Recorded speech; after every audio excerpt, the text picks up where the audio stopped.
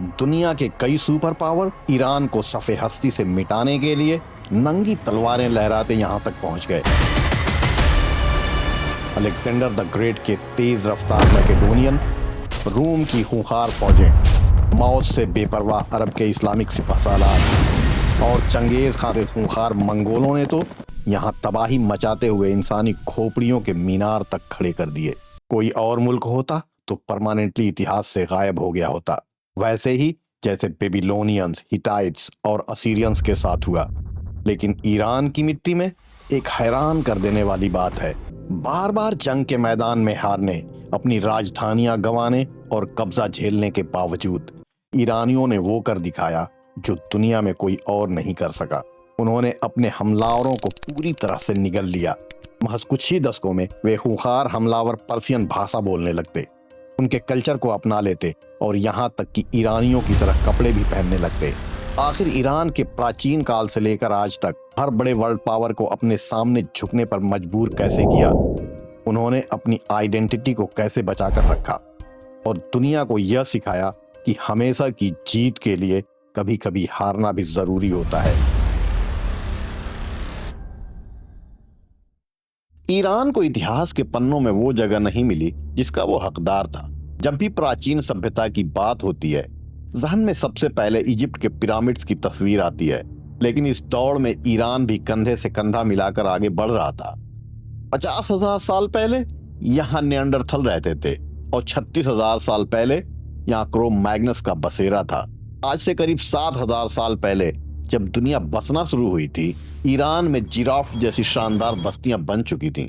इनके मिट्टी के बर्तन और कलाकारी साबित करती हैं ये चीन और मेसोपोटामिया की टक्कर की सभ्यता थी।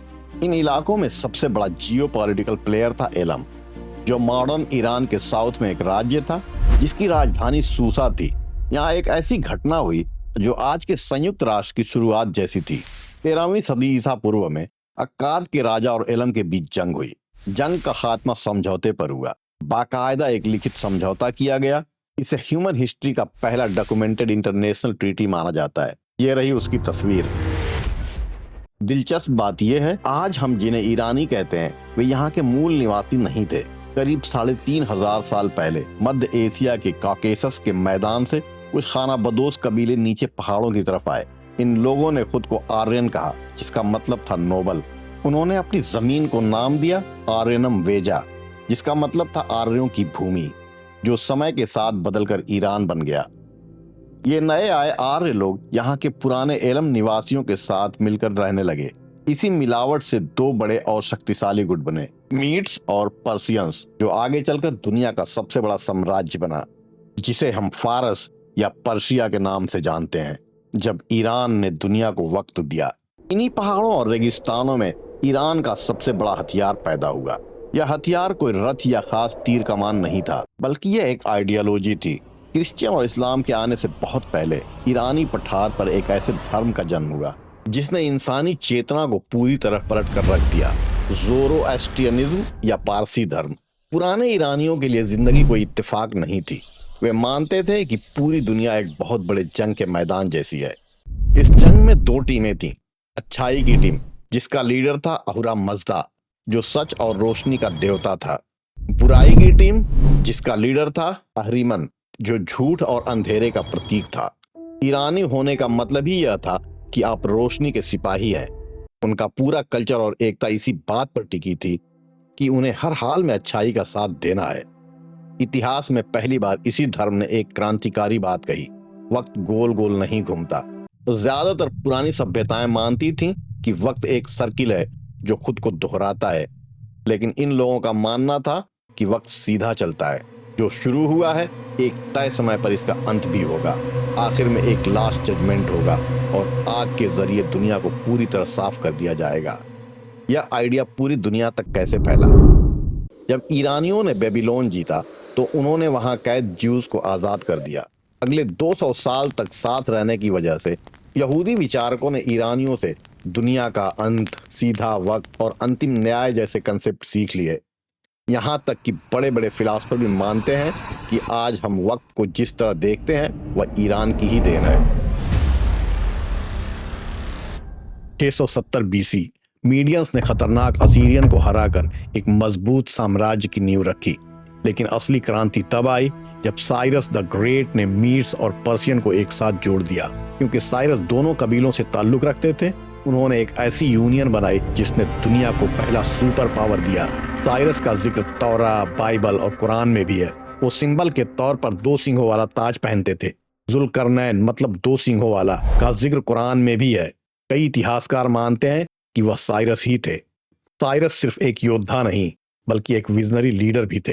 पुराने जमाने के क्रूर राजाओं से उलट जीते हुए लोगों को गुलाम नहीं बनाते, उनके धर्म और धर्मस्थलों का सम्मान करते। यही वजह थी कि उनका साम्राज्य डर पर नहीं बल्कि भरोसे पर टिका था। साइरस के बाद डेरियस ने इस साम्राज्य को उसकी ऊंचाइयों तक पहुंचाया। उस समय दुनिया की लगभग 50% आबादी पर्शियन रूल्स के अंडर आती थी। उसने पूरे साम्राज्य को 20 सट्रापीज यानी जिलों में बांटा ताकि मैनेज करना आसान रहे। सोने के सिक्के चलाए जिसे डायरिक्स कहा जाता था। इजराइल ने भी 2017 में साइरस और ट्रंप की फोटो वाला एक सिक्का जारी किया था। साइरस का दर्दनाक अंत। इतिहास गवाह है कि महानता की भी एक कीमत होती है।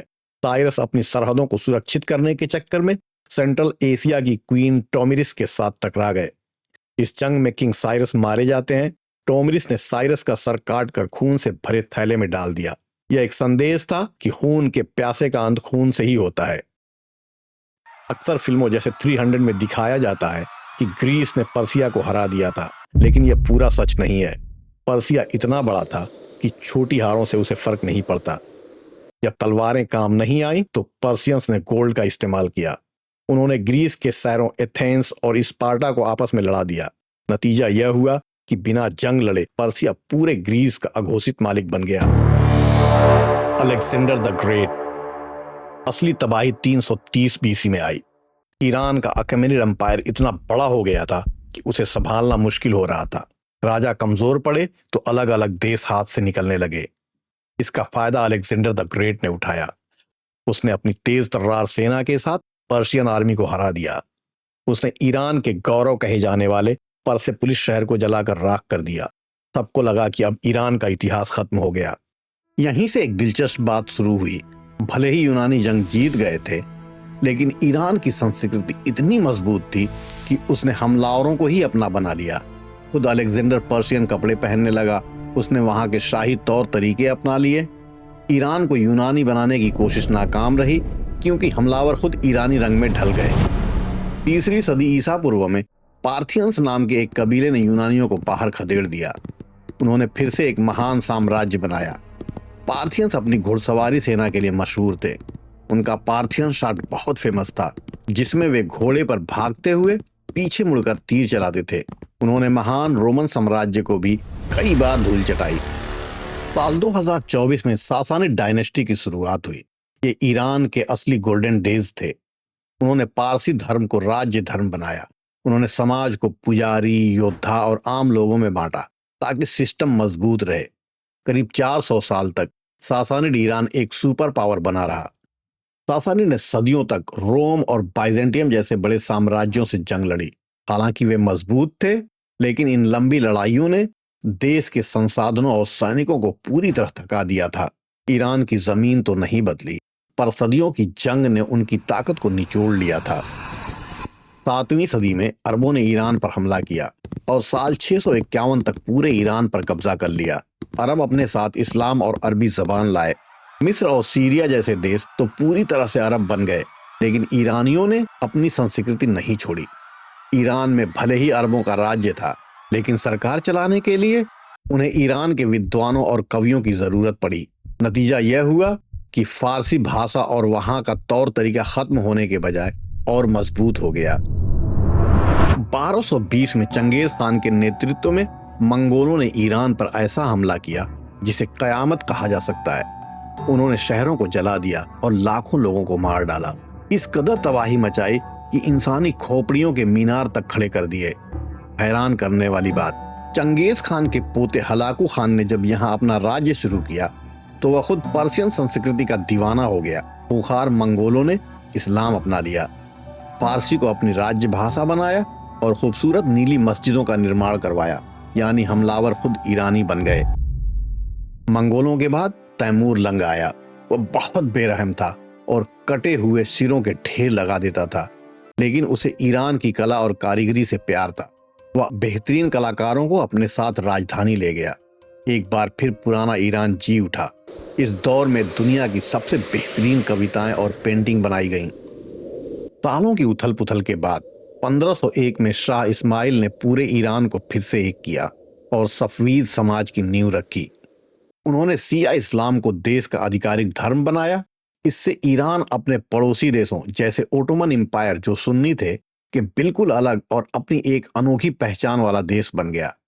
यह दिखाता है कि ईरान का इतिहास जादुई रहा है। जिसने भी ईरान को युद्ध में हराया, वो खुद ईरान की भाषा, तहजीब और कला के आगे हार गया और आखिर में खुद भी ईरानी बन गया। 19वीं सदी के आसपास ईरान एक बहुत बुरे दौर से गुजर रहा था। रूस के साथ हुई भयानक जंगों में ईरान ने अपनी बहुत सारी जमीन, जैसे आज का जॉर्जिया और आर्मेनिया, हमेशा के लिए खो दिया। 20वीं सदी की शुरुआत तक ईरान दुनिया की दो बड़ी ताकतों ब्रिटेन और रूस के बीच का फुटबॉल बना हुआ था। इसे ग्रेट गेम कहा गया। हालत यह थी कि देश दो हिस्सों में बटा हुआ था। उत्तर में रूसी फौजें थीं और दक्षिण में ब्रिटिश वहां का तेल निकाल रहे थे। देश गुलामी के बोझ तले दबता जा रहा था, लेकिन ईरान ने हार नहीं मानी। 1925 में रजा शाह पहलवी ने सत्ता संभाली। उसने एजुकेशन, इंफ्रास्ट्रक्चर और महिलाओं के लिए शिक्षा जैसे सामाजिक सुधार किए। उसे आदेश दिया कि अब देश को इसके असली और प्राचीन नाम से पुकारा जाए, यानी ईरान। ईरान हमेशा से बड़े बदलावों का देश रहा है। 1979 में यहाँ इस्लामिक रिवॉल्यूशन हुआ। शाह का शासन खत्म हो गया और ईरान एक इस्लामिक रिपब्लिक बन गया। इसके बाद पश्चिमी देशों, खासकर अमेरिका के साथ ईरान के रिश्ते बिगड़ते चले गए। आज ईरान की एक अजीब हकीकत है। हमारे दिमाग में दो अलग अलग देश चलते हैं। ईरान, यह नाम सुनते ही खबरों में दिखने वाली जंग, सैंक्शंस और तनाव याद आता है। पर्शिया, यह नाम आज भी जादुई लगता है। इसे सुनते ही हमें महान राजा, खूबसूरत शायरी और उड़ने वाले कालीनों वाली एक सुनहरी दुनिया याद आती है। पिछले 5000 सालों में ईरान पर कई बार हमले हुए। कभी रोमन आए, कभी अरब और कभी मंगोल, लेकिन ईरान कभी खत्म नहीं हुआ। इसके बजाय उसने हमलावरों को ही अपने रंग में ढाल लिया। आज भी ईरान के भीतर एक खामोश जंग चल रही है। यह जंग इस बात की है कि दुनिया उसे कैसे देखेगी, उसके महान अतीत पर्सियन के रूप में या उसके आज के मुश्किल हालातों, अमेरिका, इजराइल और गल्फ के सारे मुल्कों से अकेले लोहा लेने वाले बहादुर के रूप में।